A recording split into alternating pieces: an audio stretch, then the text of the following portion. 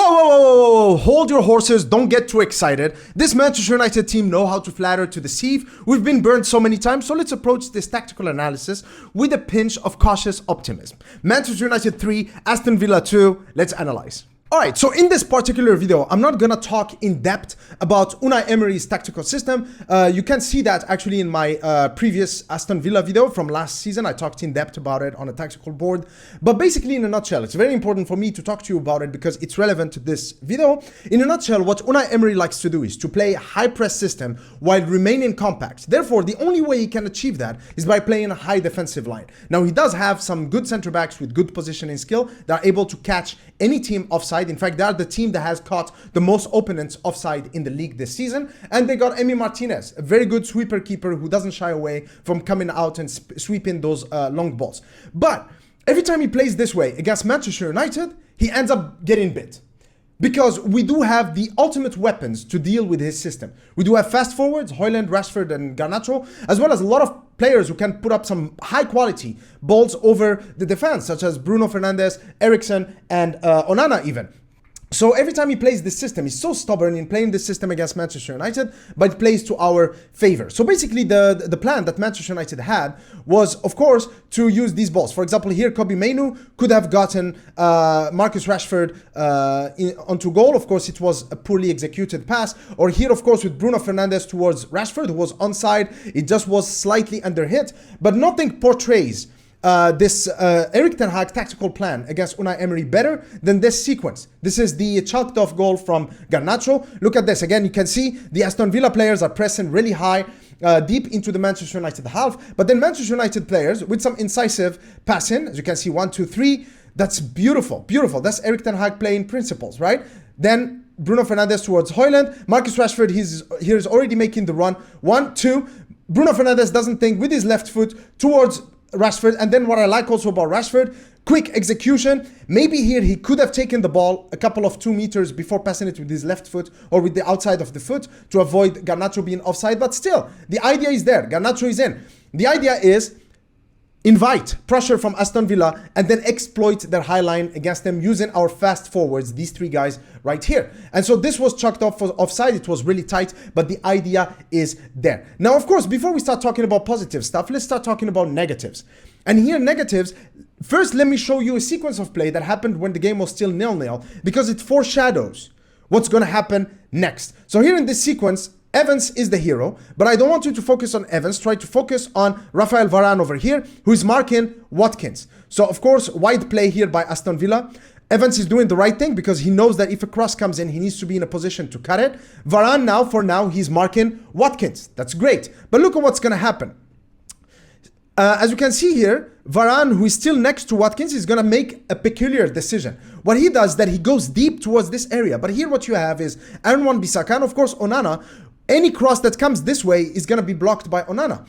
What Varane should do is actually anticipate this move by Watkins because he knows that Watkins cannot get the ball in this area. Every striker knows in this situation you just peel off the center back so that he can get the cutback from the winger.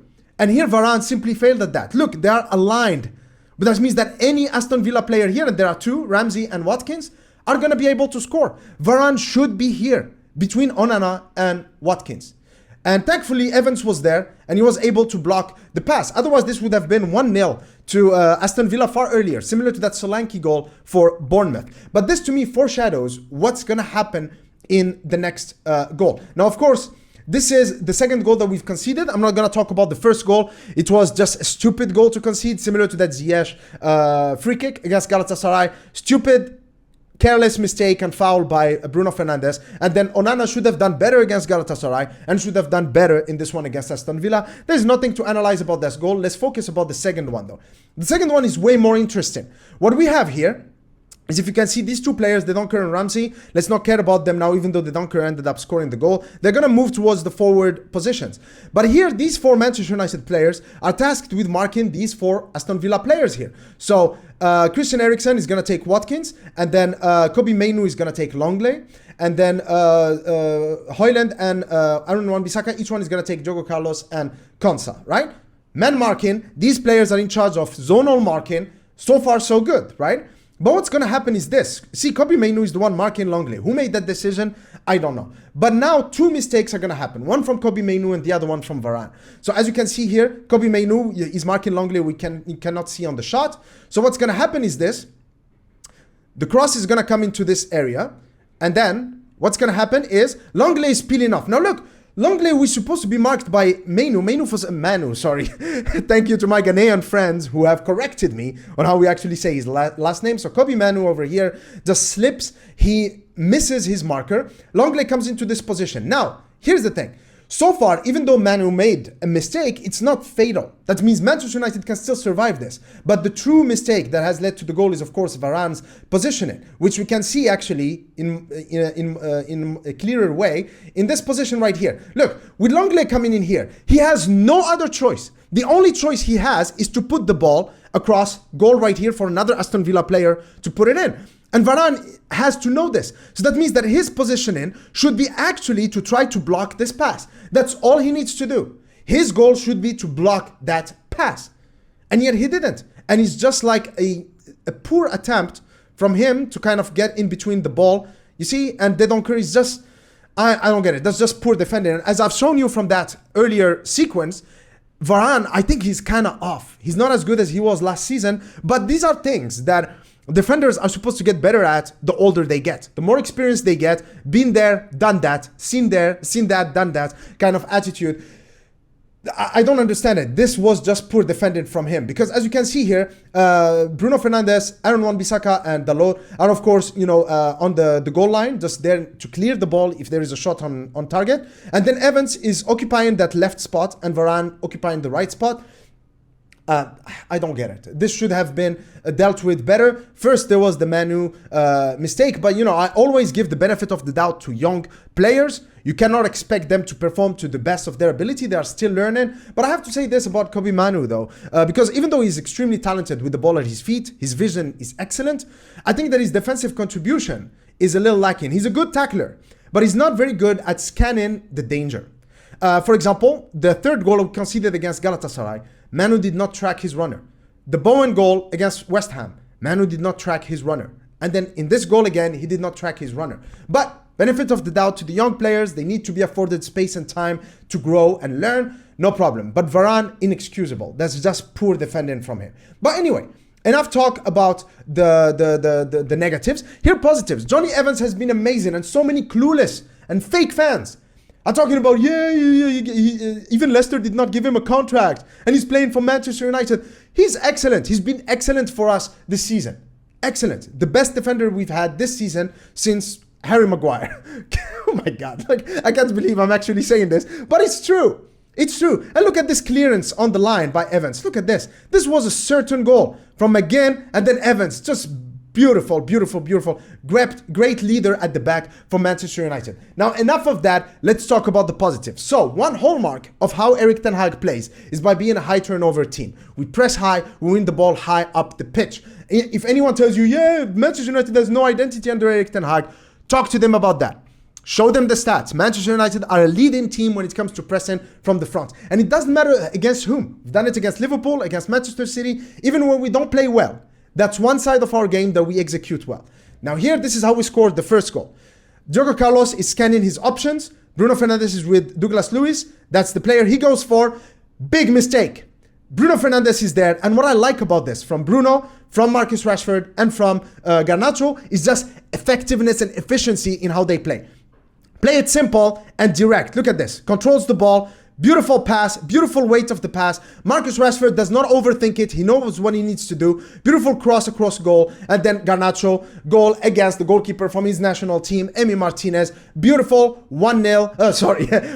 2-1 for Aston Villa. But Manchester United are one goal closer to equalizing. Game on for Manchester United. The second goal is also part of Manchester United's identity under Erik ten Hag, which is winning the ball high up the pitch. But this was not because of pressing, but because of our ability, especially Aaron Wan-Bissaka over here, to win the second ball. Teams like Brighton, Newcastle, Liverpool, Bournemouth right now, under Iraola, they win a lot of second ball. You play against them, if it's 50-50, you are sure that they are going to win it. And we have to learn to do that. And here, Aaron Wan-Bissaka does that exact thing. He wins the ball back. Kobe Manu again, this is his ability to scan options. He sees Garnacho making a move over there, passes it towards him. Beautiful from Manu over there. And then Garnacho runs with the ball, spreads it wide towards Bruno Fernandes, who puts in a cross. Now, a lot of haters, a lot of rival fans, and oh my God, there are so many Abus out there. Anything but United fans out there who say that this was a lucky goal. No, listen, when you put the ball in the box, as often as we did against Aston Villa, then you are always going to get favorable situations like these. When you put the ball in the box, you get chance or luck on your side.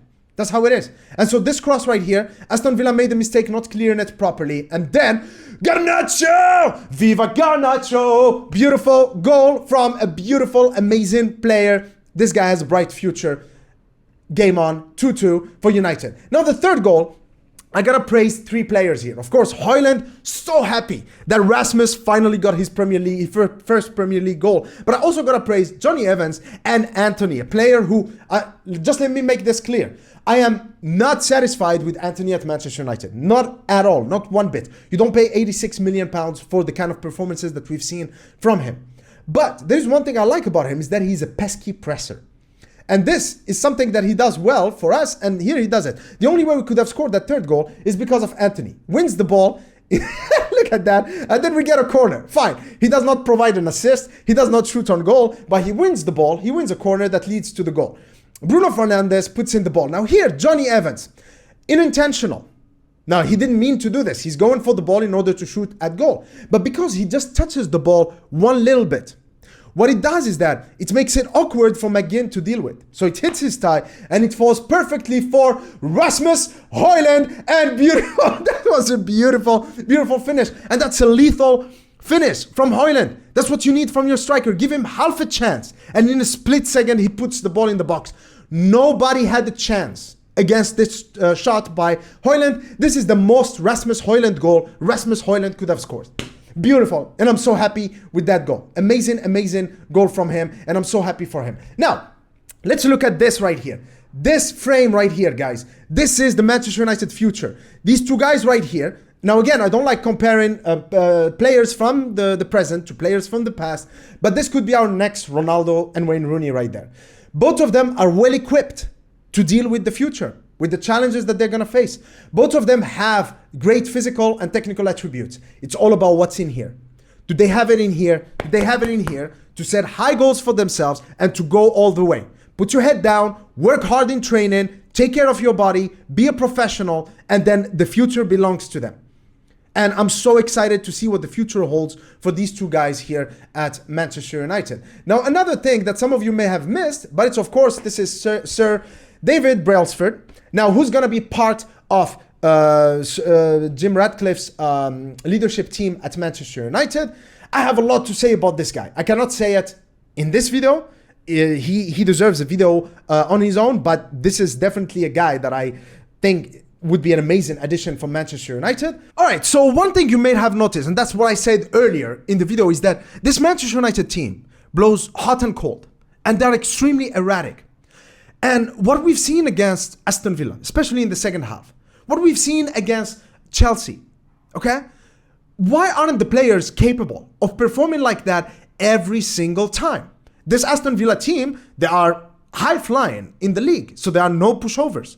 And yet, the second half, they could not breathe. Even in the first half, they scored 2 goals, but we did not have an abysmal game by all means. So what is it about these Manchester United players? Is it just the coach being clueless?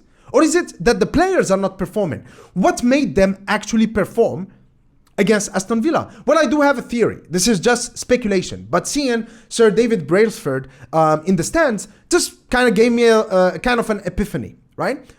Do you think that after the takeover, Radcliffe or Brailsford actually had a briefing with the squad? Literally telling them, albeit in more tactful and subtle terms, telling them that Erik Ten Hag and his team are part of the future, part of the project that we are implementing here at Manchester United. This project is a project that aims for excellence, and so you better show excellence on the pitch, otherwise you are not part of the project. And I think that a message along these lines has been communicated to the players, because the performance that we've seen, I don't think we've ever heard of a shareholder bounce, but I think this was a shareholder bounce. Because the players have played this as if they are playing for the right, for the privilege of playing for Manchester United in the future. And we see this kind of bounce whenever there is a new manager, because the players are trying to prove it to the new manager. But in this case, they're probably trying to prove it to the new owners. Just a theory. I'm going to talk more about Sir David Brailsford in a future dedicated video, as well as Erik Ten Hag's future. A lot of you have talked to me about that. Have asked me about that. So I think it deserves a video. I'm also planning a video on Manchester United's debt to help you understand the finances at Manchester United.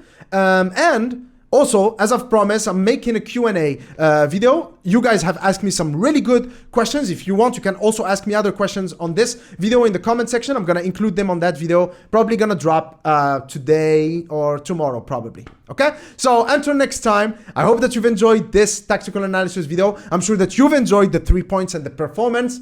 Cheers.